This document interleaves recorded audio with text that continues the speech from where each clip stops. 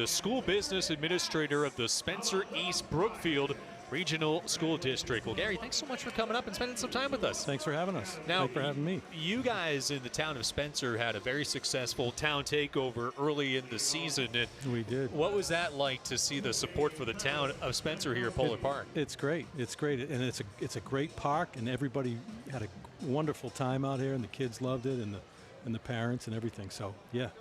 And I know awesome. you're also out here for another big reason too, is you're out in Spencer trying to potentially build a brand new regional high school. It's being put to a vote as Travis Jankowski rips a single through the right side. Why don't you tell us a little bit about that and what you're working on and trying to get that up and going? So yeah, our high school, which is the flagship of our system, right, was built in 1966. So no building code back in 1966. So it's a little tough, right? Single pane glass, very little heat in the building, roofs leaking. It's time. It's time for a change, and it'll be a big improvement for the whole community. It'll be an economic catalyst for the whole community. So we're pushing hard to get this done. Leadoff man is on for Syracuse as Jake Mangum bats. It's like ballparks, you know, they need upgrading. That's why we have Polar Park. Hey, you guys went through that, right? I mean, when it's time, it's time. Education is not what it was back in 1966. It's a whole different. It's a whole different ball game. And with technology too, right? I'm sure. Technology, the way kids learn. Grounded weakly to Selgard, only plays to first, and he just gets it there in time to get the speedy Mangum for the first down of the inning. So yeah, so back in the day, right, in '66, and when I went to school, so kids would sit in a row, and the teachers would talk at them. They'd learn rote by rote, and then they'd repeat it all back and take a test. Today, it's all about critical thinking and working in groups and breaking out, and the teacher kind of serves as a mentor. So the spaces aren't set up for that. Our athletic facilities are pretty poor. Our fields are bad.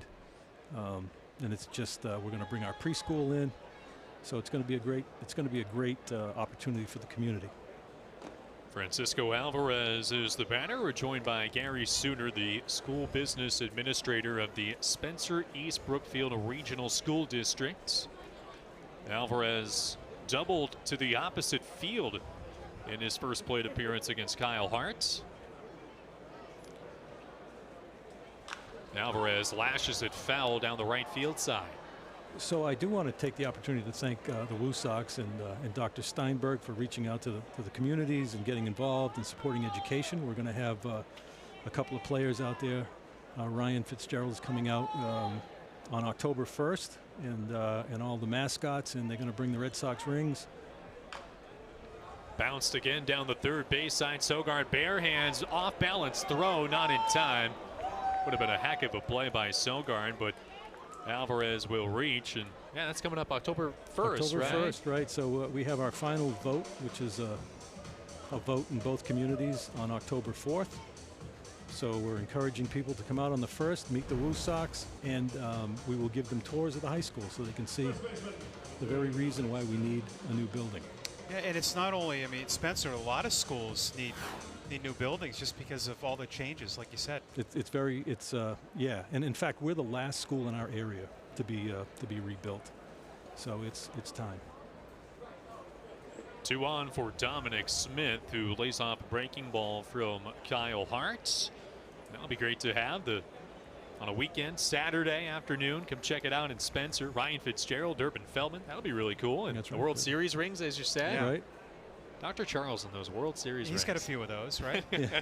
He's a good guy. Certainly rock and roller, I heard. Yes. Maybe the WooSox band will make an appearance, or at least Dr. Charles's electric guitar. Who knows? I'm hoping. Dominic Smith, he reached on an infield single his first time, batting with 2 on here in the third. And I want to go back to the Spencer Town Takeover night that you guys had earlier in the year. And big part of that was the Spencer Exchange Club. It involves saluting nearly 20 honor roll students from the town of Spencer. That happened during a pregame ceremony too. So as you're talking about trying to build a new high school, it's to support youngsters like that. Exactly. Runner takes off for third, throw in time. Late break from Travis Jankowski, and Ronaldo Hernandez guns him down at third. Yeah, that was really weird. Delayed steal by Jankowski, and it was not close. mean, you gamble running on Hernandez, who's got a bit of a smile after that.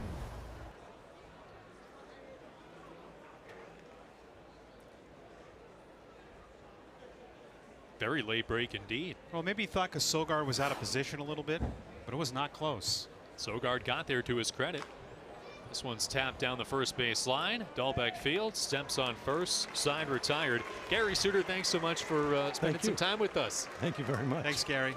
We'll head to the home half of the third inning here at Bowler Park. WooSox and the Syracuse Mets remain scoreless here on NESN Plus. Assumption University's Catholic liberal arts education so unique? Our focus on formation of the whole human person. Awaken your sense of wonder and purpose. Grow in your understanding of yourself and the world around you. Discover and deploy your gifts and abilities through career-building internships. And develop the skills that employers and the world will always require. Ignite a life of meaning, joy, and professional success. Assumption.edu. At Unibank, we are as faithful to the noun bank as we are to the adjective mutual. We have assembled a group of talented bankers with the expertise needed to help you navigate today's financial environment. At the same time, as a non-stock mutual bank, we remain committed to gifting back to the community. When you bank with us, you are directly impacting the quality of life in our community. Bank different, bank unique, Bank Unibank.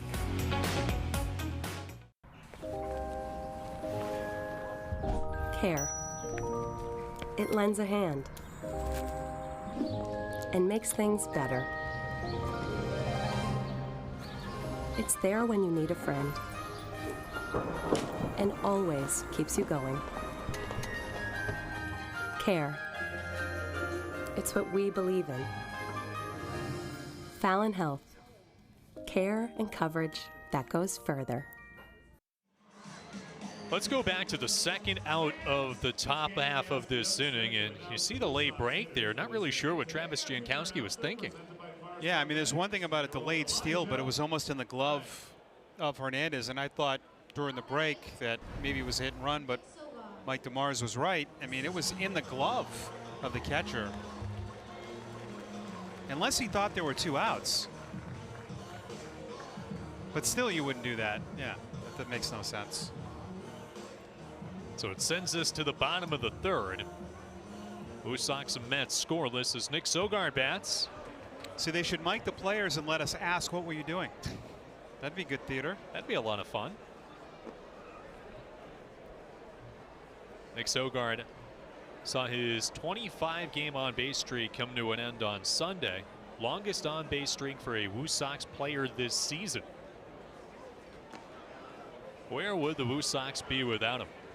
Was recalled from Double-A Portland for his third stint just before the All-Star break in Norfolk, and he has been a fixture at the bottom of Chad Tracy's lineup ever since. A tapper foul first base side. Well, Jim, we always talk about the opportunities that guys get from AAA to the big leagues, but there are guys like Sogard who get a chance to play from Double-A here because of big league moves, and he has seized that opportunity. Sogard last week was named the Red Sox Minor League Defensive Player of the Month for August. Called it quite the honor, did Sogard. Said he takes a lot of pride in his defense, puts in a ton of work day in and day out with Jose Flores and the rest of the WooSox coaching staff. He's primarily been a third baseman, but we've seen him at second and short too. He'll line one into left field. That'll fall in for a base hit. So Nick Sogard looking to start a new on-base streak tonight. He's aboard to begin the third. That's a beautiful single. I know it might not look it, but this is a tough pitch to put into play. It's a breaking ball right on his hands. Look at how he just slapped that over the left side. That is a great piece of hitting.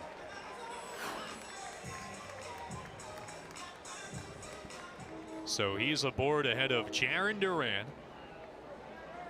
As the lineup will see Yamamoto for a second time. Check swing, but no appeal, so it's ball one on Duran. Grounded to second to begin the bottom of the first. Had a good road trip, and as we talked about, had the highlight of the trip stealing home on Thursday. Bounces in, snap throw to first, and Sogard just back in there. I'm intrigued to see how the second time in the order that Yamamoto adjusts to these hitters. Even though he had success through the first 9, does he stick with a lot of those high breaking balls? Gave up 2 hits, and Castellanos reached on an error first time. Upstairs for ball 3 on Duran.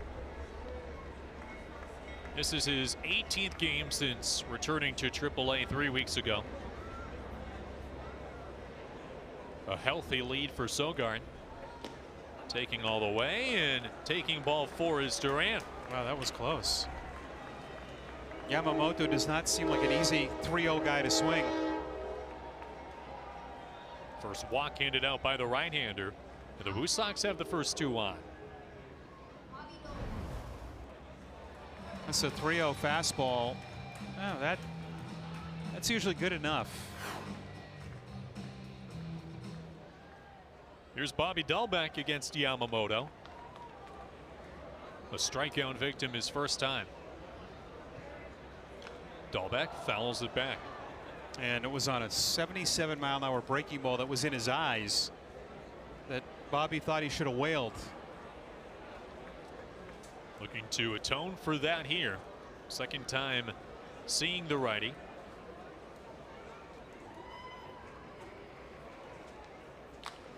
In a left field, Mangum coming on to make the ground.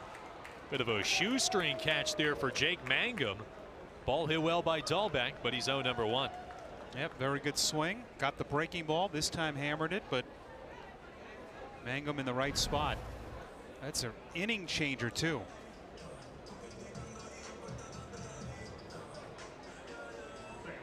And 2 on, nobody out. You want a hard hit ball, you get it, but that's baseball life for you. And Manuel Valdez from the left side. Curveball misses for ball 1. He struck out as well.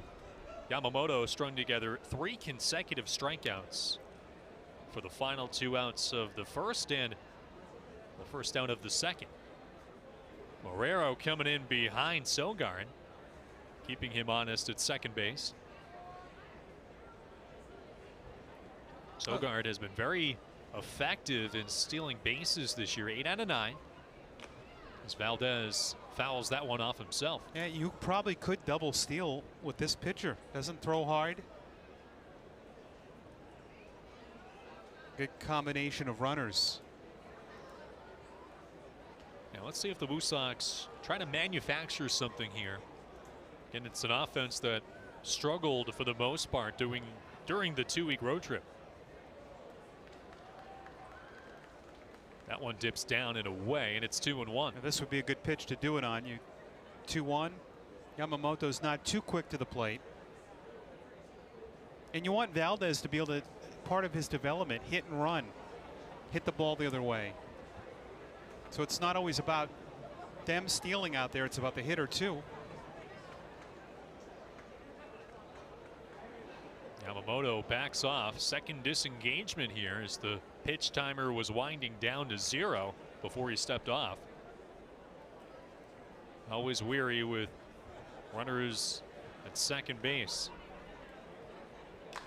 Valdez crushes one high and deep towards left center field. Mangum back, Jankowski 2, but it's Mangum who makes the catch in the alley. Sogard goes back to tag. He gets to third. Duran holds up at first. Ball hit well by Valdez to the opposite field, but Mangum able to haul it in. It is incredible how different this ballpark is, and I don't think I've seen this in a ballpark, how dramatic. That wind is blowing in just a bit. It's a completely different game. I mean, that ball was hammered. The ball Davis hit earlier. I mean, it's blowing in just a bit, Jim, and it's enough to really kill the baseball. A little on the cooler side too, 63 degrees. That certainly helps. Up high to Ronaldo Hernandez. So first and third, 2 down. WooSox stranded 2. In fact, this exact same situation last inning. Runners at first and third. The 1-0. A big wave and a miss. That breaking ball has really fooled these WooSox hitters tonight. Yeah, I mean, and he keeps throwing it with all different shapes and sizes. That's the thing. Sometimes we get caught up with a guy having, well, he throws a curveball, but the way he throws it so many different ways and so many different speeds.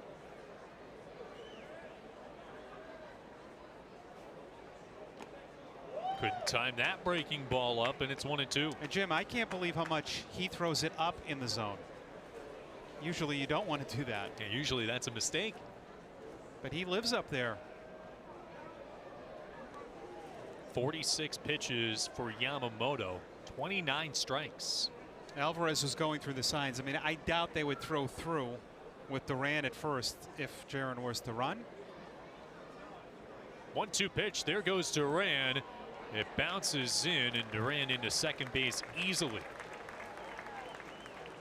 Well, they must have known he was running, huh? So Duran ends up picking up his 13th steal here at AAA. I mean, look at that jump, but look at the kick by Yamamoto. Alvarez had no chance either with a breaking ball in the dirt. Hernandez hits a high fly ball to left. Mangum moving over towards the line. It makes a two-hand grab. And the WooSox strand 2 in scoring position. They've stranded 2 in each of the last 2 innings. So we're scoreless as we head to the 4th.